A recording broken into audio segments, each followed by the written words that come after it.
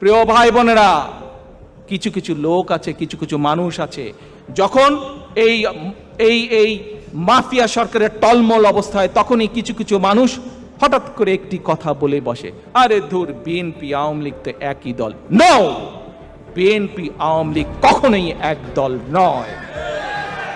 বিএনপির কোন নেতা সংসদে দাঁড়িয়ে বলেনি কোথায় সিরাজ শিকদার।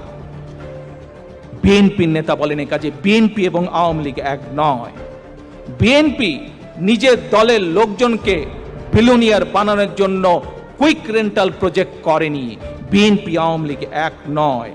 বিএনপি রাতের অন্ধকারে ভোট ডাকাতি কখনো নির্বাচন করেনি।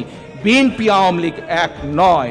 বিএনপি বটমলেস বাস্কেট করেনি, বরং খাদ্য উৎপাদনের দেশ করেছিল। বিএনপি আওয়ামী লীগ এক নয়।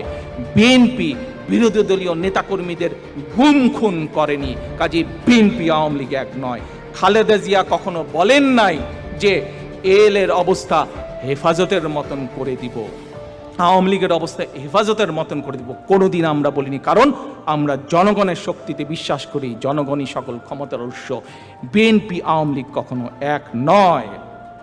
2001 সালে আমাদেরও 2/3 আসন ছিল, কিন্তু বিএনপি সকল সময় জনগণের ক্ষমতায় বিশ্বাসী, জনগণের শক্তিতে বিশ্বাসী। আমাদের আস্থা রাজনৈতিকভাবে জনগণের উপরে বলেই আমরা কেয়ারটেকার সিস্টেম আমরা রেখেছিলাম, আমরা পরিবর্তন করিনি।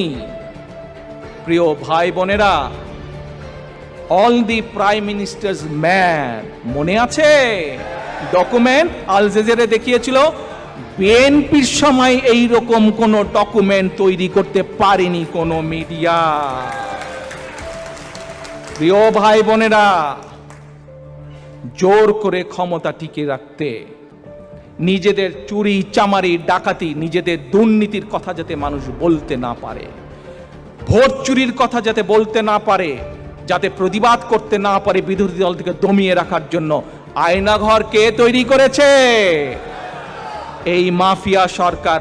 বিএনপি কোনোদিন আয়নাঘর তৈরি করে নাই, কাজে বিএনপি আওয়ামী লীগ এক নয়।